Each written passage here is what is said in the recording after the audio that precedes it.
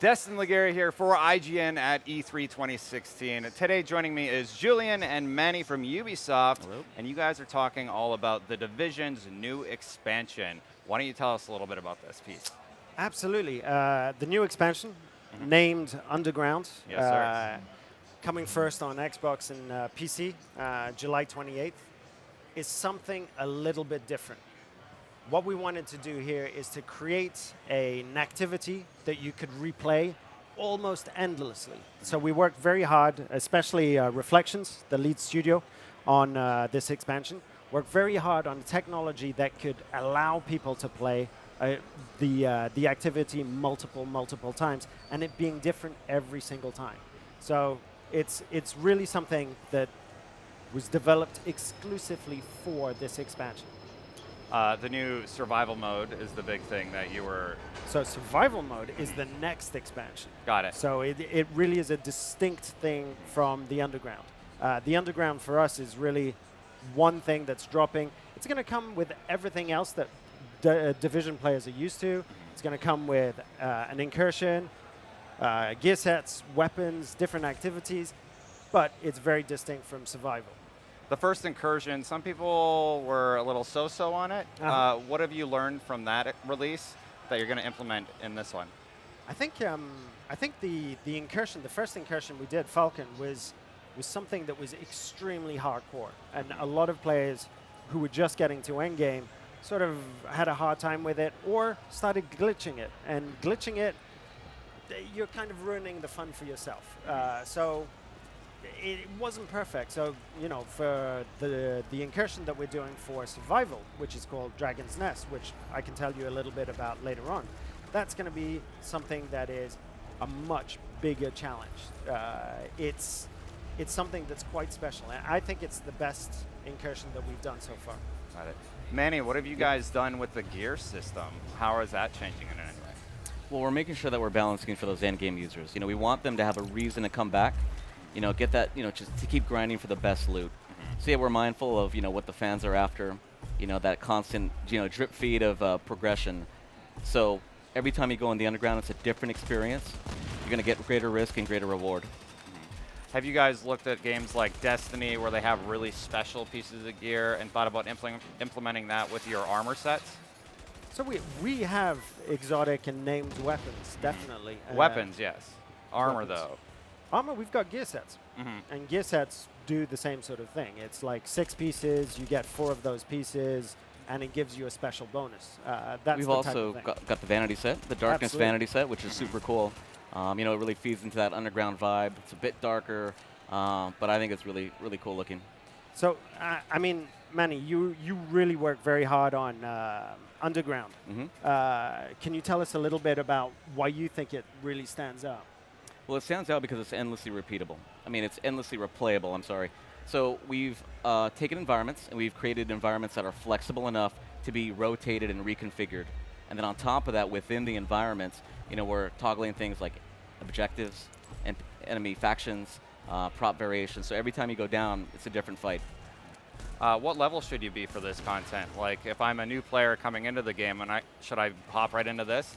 It's definitely once you've reached level 30, but then it's quite flexible about possible gear scores. So there are 4 difficulty levels from normal to heroic, and it'll be the first time we're featuring heroic difficulty levels, and each one of those will scale depending on your gear score and if you're going down with a team or if you're going down solo. What if you're a lapsed player like myself? You know, I played up to 30 and then I kind of stopped and played some other stuff. If I want to come back in, am I going to be able to experience the Underground? Yes, we got you covered. The reason is, like, we understand people maybe have played the Division, got the story, maybe a little intimidated by the Dark Zone, didn't get that gear score up with the Incursion. Underground has you covered there. You don't need to have a gear score of any high value. You can go right in and then get your gear score up there. And also, you can play in single player. So we're making sure that, you know, people might want to solo it, get the experience that way at their own pace. Underground has that. You showcased some of the armor sets. One was Splinter Cell themed. That's really cool. You ever think about doing other themed sets from other Ubisoft products? Like a Raving Rabbids, maybe? Raving Rabbits? Yeah. So you see a a mid-crisis New York City ravaged by a virus with a guy in a rabbit suit. I would running love around. that. I think it kind of writes Do you know itself. what? Let me take a note. I think we've got gold here. Yeah. Yeah. I think there are opportunities, but they're, you know, the vanity sets that we do produce, they take a lot of time to produce. They're very high quality, lots of people working on them. And I think there are things that are more sort of suitable for the IP that we'd like to do first. And you know, the free vanity sets that we're giving with Underground, Ghost Recon, Splinter Cell, and Rainbow Six, it's kind of the Clancy pack, right? Yeah. So we thought, what better way to celebrate Ubisoft's 30th year in video games than to give these 3 sets. Got How it. cool got is it. that, by the way? Sorry? So how cool is that? What we're looking at right now is it's the tutorial mission into the dungeon system, and as you can see, we're fighting in what looks like a rave. So yeah, there's a lot to explore. There's a lot of unique environments, and this is one of the highlights for me. Yeah, it looks absolutely fantastic. I was just going to comment on all the lighting on the floor. It really makes the level pop. It's a very different environment. I mean, one of the challenges when you're thinking of an expansion called Underground, which is infinitely replayable, is how do you make the different themes really pop? So we have things like this. We have train stations, abandoned malls, different locations that we can stitch together and create unique environments and unique missions every time you do it. Yeah. One of my favorite levels in the core campaign is the one where you basically got to get out of a burning building after taking out some enemies. Are we going to see anything like that where the level actually plays a part? Yeah.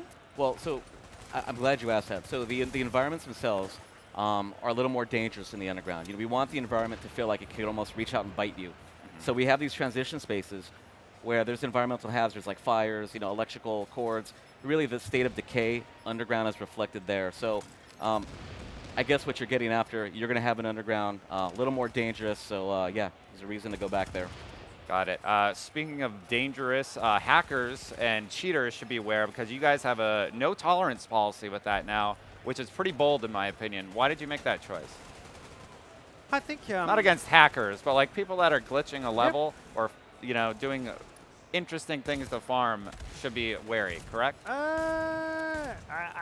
I'm not aware of exactly all the points that are permanent banned, but I am for if you cheat the system and spoil the experience for other players, there should be a fairly severe punishment. Yeah. And you know, with Falcon Lost, a lot of people were glitching through it, getting incredibly high-powered equipment, and then spoiling everybody's experience in the dark zone. Yeah. And I don't think that's fair. I don't think it's a good way to run a game. So I'm all for that type of thing being permanently banned as a consequence. Got it. You're putting your foot down. Absolutely. Both of my feet. Both of them. How is the Dark Zone changing with Underground? So the Dark Zone, we're doing a few things. Did you play Extraction Hijack?